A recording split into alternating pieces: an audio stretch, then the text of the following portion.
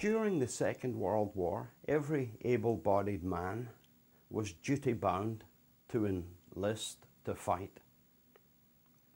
Some conscientiously objected, and they suffered a little bit. People thought they were just cowards, which wasn't necessarily true, of course. And I think that people should be able to conscientiously object. For one, it would weaken the troop in which they served if they didn't really want to fight anyway. So I think they should be excused, and I don't think there's any shame in it. The problem is, of course, it provides the cowards a veil of virtue to hide their cowardice behind. And we learn this very early on as children. Johnny, did you just hit your sister? And no, I was trying to get a bee out of her hair. Hides his violence behind a virtue of salvation. I was saving my sister. We see this all the time. People who have an agenda often find a virtue to hide it behind. You've did it, I've did it. The thing that makes me laugh are people who think no one else can see through it. Remember the woman who had a jar of perfume poured over Jesus? Jesus said she was preparing him for his burial. Said it was a beautiful thing. A year's wages, that was worth.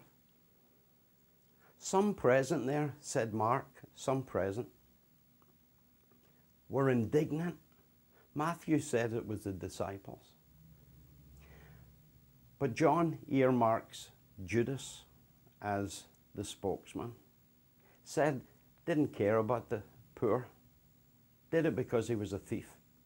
But he used the poor to hide behind. Used a veil of virtue to hide his evil. I don't know what's more disgusting. I think it's the latter. It's not the evil. It's the wrapping of the evil in sheep's clothing. Maybe some of the disciples, maybe they genuinely thought that could have been sold and given to the poor. And it could have been. But Jesus' point is, she's did a beautiful thing. You can't even see the beautiful thing. Your hearts are so damaged. You're indignant at someone doing something beautiful because you can perhaps think of something better they could have done while you not doing the beautiful thing. John says Judas was a thief, and that's why he objected. What about the others? What about us? When we use virtue as a shield, who is actually being virtuous?